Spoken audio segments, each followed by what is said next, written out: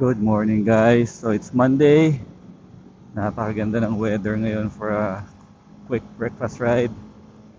So pupunta ulit tayo sa Clark. Meet natin yung mga fellow natin. TikTokers.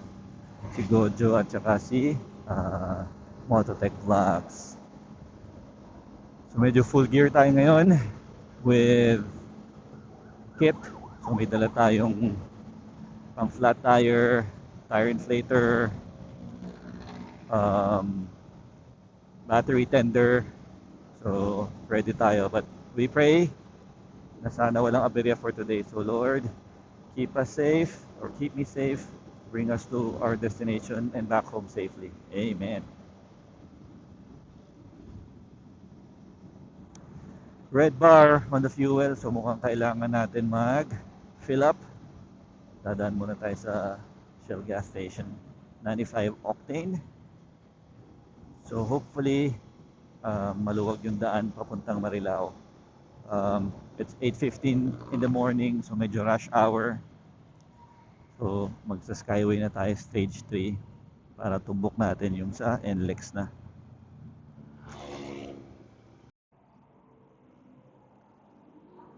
Okay, so nakapagpa full tank na tayo. V-Power Racing. Medyo mahal na talaga yung gasolina ngayon, no? 10 liters, 900.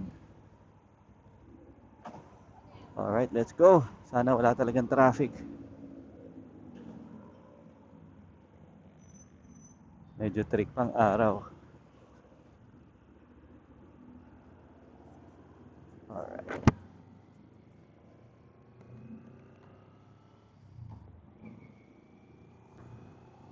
So, pinapadaan tayo ng Cavitex, Southlink. Ayun lang, medyo may build up ng konti dito sa service road as usual.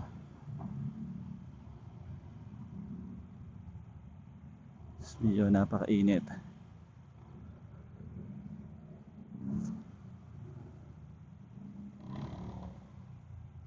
Ito mga kasama natin, singitan ng singitan.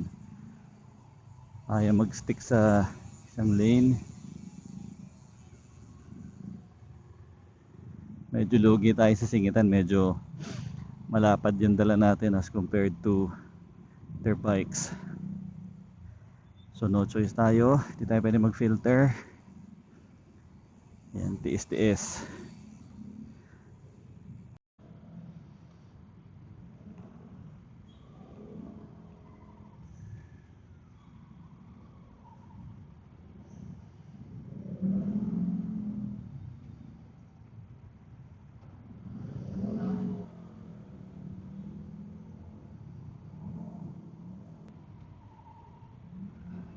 Para tayong nasa sauna guys, grabe init ng helmet. Whew!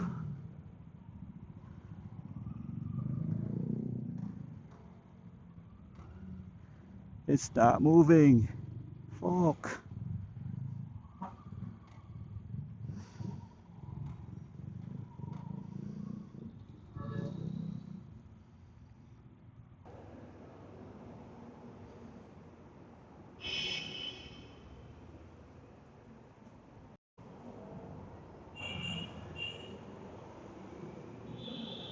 So ayun na nga guys, yung Pacobaw, yung grabe yung traffic. Actually kahapon, parang mga may road reblocking dyan eh. Sa may, I think Pioneer. So hindi ko na, excuse me, hindi ko alam kung tapos na siya. So seems like hindi pa since grabe yung tail end na itong traffic na to. So na hits inside the helmet. So sinakop na nila yung mga second lane and then nagme-merge dun sa third and fourth lane. So hopefully, ayan, nag-yellow na yung maps natin. Okay, may pag-asa.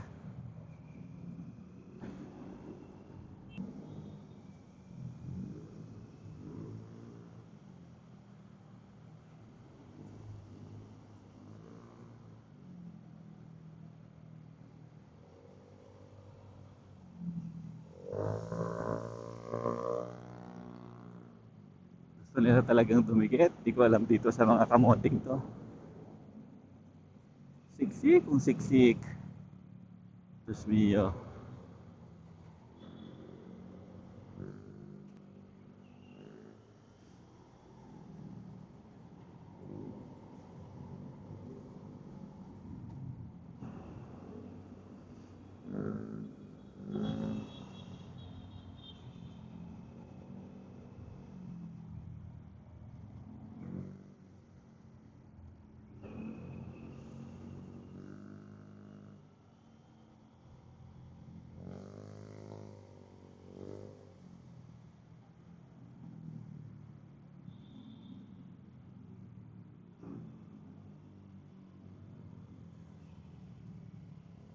Ah.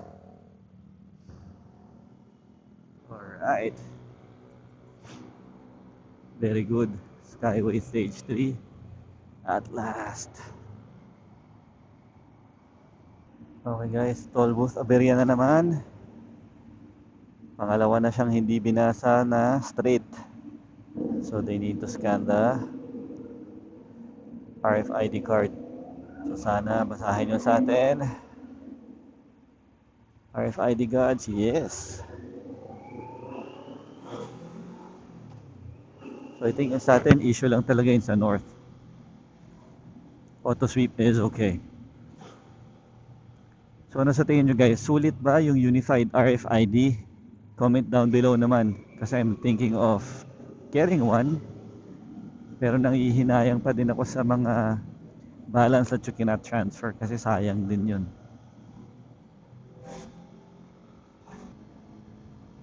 Bangkingan ng konti. Nice.